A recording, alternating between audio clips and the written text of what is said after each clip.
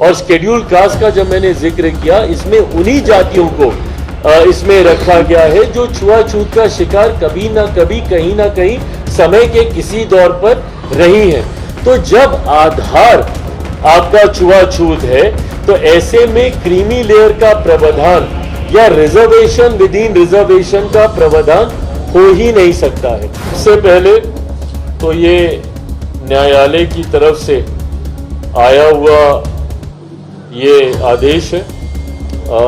मैं कोई भी बात ऐसी नहीं कहूँगा जो कि कंटेम्प्ट ऑफ कोर्ट हो, बट हाँ इस बात पर हम लोग की आपत्ति जरूर है और लोक जनशक्ति पार्टी रामविलास की तरफ से हम लोग सुप्रीम कोर्ट में हम लोग एक पुनः विचार याचिका भी हम लोग दाखिल करने जा रहे हैं। जिस तरीके से रिजर्वेशन विद इन रिजर्वेशन के प्रावधानों को सुप्रीम कोर्ट के द्वारा दिए जाने की संभावनाएं खोली गई हैं।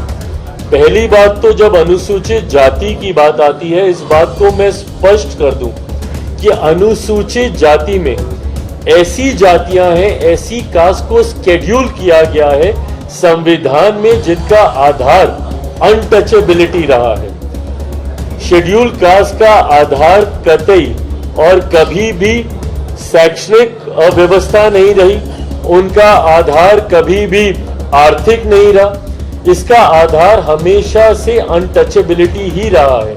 इसमें हमारे संविधान में ऐसी जातियों को शेड्यूल कास्ट के तहत शेड्यूल किया गया है जो कहीं ना कहीं कभी ना कभी छुआछूत का शिकार रही है। तो ऐसे में रिजर्वेशन विद इन रिजर्वेशन का कंसेप्ट शेड्यूल कास्ट में आ ही नहीं सकता। क्रीमी लेयर का प्रावधान शेड्यूल कास्ट में कभी आ ही नहीं सकता है क्योंकि इसका आधार ही अनटचेबिलिटी रहा है। सुप्रीम कोर्ट के ऑब्जर्वेशंस को मैंने पढ़ा है और उसमें कहीं पर भी अनटचेबिलिटी का जिक्र नहीं किया गया है।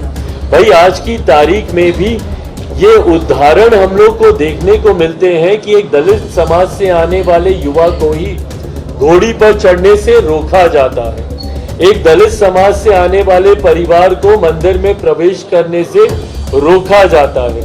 कई ऐसे उदाहरण हम लोग के सामने हैं जहां पर संपन्न लोग भी जो कहीं ना कहीं समाज में एक अच्छी पहचान बना चुके हैं, वो लोग भी जो दलित समाज से आते हैं जब मंदिर में जाते हैं तो मंदिर धुलवाया जाता है। तो आज भी इस तरीके के भेदभाव को प्रैक्टिस किया जा रहा है। तो जब भेदभाव छुआछूत के आधार पर हो रहा है, ये भेदभाव कहीं शिक्षा के आधार पर नहीं हो रहा है, ये भेदभाव कहीं आर्थिक दृष्टि से नहीं हो रहा है कि भाई आर्थिक तौर पर आप सक्षम हो गए तो अब कोई भेदभाव नहीं होगा। जैसा मैंने अपने उदाहरण में बताया कि कई ऐसे बड़े नाम भी हैं, मैं नाम नहीं ले रहा, आप सब उन नामों को भी जानते हैं। कई ऐसे बड़े नाम भी हैं जो अगर किसी मंदिर में चले जाते हैं तो उसके बाद उस मंदिर को गंगा जल से धोया जाता है। तो ऐसे उदाहरण आज की तारीख में भी देखने को मिलते हैं। तो जब ये उदाहरण है तो ये दर्शाते हैं कि ये जो भेदभाव हो रहा है ये आपकी आर्थिक दृष्टि पर नहीं हो रहा या आप कितने कामयाब हो गए हैं अपने क्षेत्र में उसको लेकर नहीं हो रहा।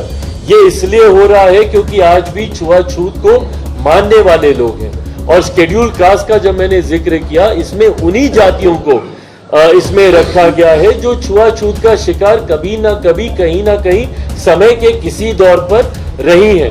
तो जब आधार आपका छुआछूत है तो ऐसे में क्रीमी लेयर का प्रावधान या रिजर्वेशन विद इन रिजर्वेशन का प्रावधान हो ही नहीं सकता है।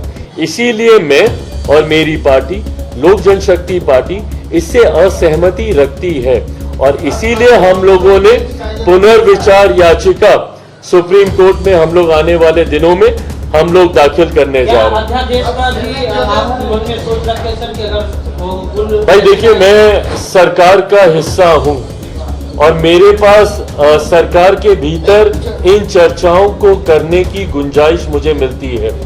कोई अध्यादेश आएगा नहीं आएगा, इस पे कानून बनेगा नहीं बनेगा, जरूर मैं चाहता हूं, पर ये तमाम बातें गठबंधन के भीतर करने की है क्योंकि मैं खुद आज की तारीख में सरकार का हिस्सा हूं। ये गठबंधन के भीतर ये बातें की जाए। हाँ, बात आप कहाँ पे कैसे किसके भी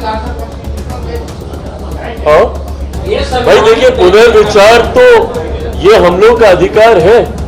हम लोग किसी भी जजमेंट को लेकर पुनर्विचार के लिए कोई भी व्यक्ति हो, कोई भी संगठन हो, कोई भी संस्था हो जो उससे सहमति नहीं रख सकती है, ये एक कानूनी अधिकार है हम लोग के पास, जिसका इस्तेमाल हम लोग जरूर करेंगे। ये कास्ट सेंसस के बिना ये हो सकता है क्या? कोटा विदिन कोटा की बात हो रही है, कि कौन पिछड़े में पीछे। देखिए, पहली बात तो ये दो विषय ऐसे हैं जिसको आप जोड़कर देख रहे हैं। मैं जातीय जनगणना का मैं पक्षधर हूं, पर मैं कतई जातीय जनगणना का पक्षधर इसलिए नहीं हूं कि उसके बाद रिजर्वेशन विद इन रिजर्वेशन के कंसेप्ट को लेकर आया जा सके। जातीय जनगणना का जहां तक बात रही है, इसकी जरूरत इसलिए हम लोग को है क्योंकि आज की भी तारीख में राज्य सरकार हो या केंद्र सरकार हो, कई ऐसी नीतियां हैं जो जाति के आधार पर ही बनाई जाती हैं, उनको हैंड होल्डिंग प्रोवाइड करने को लेकर, ताकि उन जातियों को मुख्य धारा के साथ जोड़ा जा सके। इस सोच के साथ इन नीतियों को बनाया जाता है। तो ऐसे में सरकार के पास जरूरी है कि उन जातियों के आंकड़े हो जिनके लिए वो नीतियों को बना रहे हैं, ताकि उसी के अनुपात में उस राशि को आवंटित किया जा सके। तो बहरहाल, जहां मैं एक तरफ में इस बात का पक्षधर हूं कि सरकारों, कई बार न्यायालय भी आंकड़े मांगते हैं कि फलाना जाति की क्या आबादी है, वो आंकड़े जरूर सरकार के पास होने चाहिए। मैं उसको सार्वजनिक करने का मैं जरूर पक्षधर नहीं हूं, बट हाँ, सरकार की अपनी जानकारी के लिए इन आंकड़ों का होना जरूरी है। तेलंगाना सरकार ने इसको हाइड कर लिया है सर, कोटा विदिन कोटा, उन्होंने कहा है कांग्रेस में यहाँ जिसको तेलंगाना में लागू करेंगे। भाई बिल्कुल, क्योंकि अब कहीं ना कहीं न्यायालय की तरफ से ये संभावनाएं खुली हैं, तो जरूर जो राज्य ऐसी सोच रखती है, बंटवारे की जो सोच रखती है, जो डिवाइड एंड रूल की सोच रखते हैं, वो सरकारें जरूर इसको बढ़ावा देने का प्रयास करेंगी।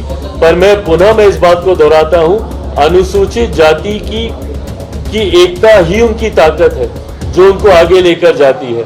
बट कई लोग इस ताकत से घबराते हैं और इसीलिए वो बंटवारा करना चाहते हैं, और इसीलिए वो इस तरीके की सोच को बल देना चाहते हैं जो इस समाज में बंटवारा करे।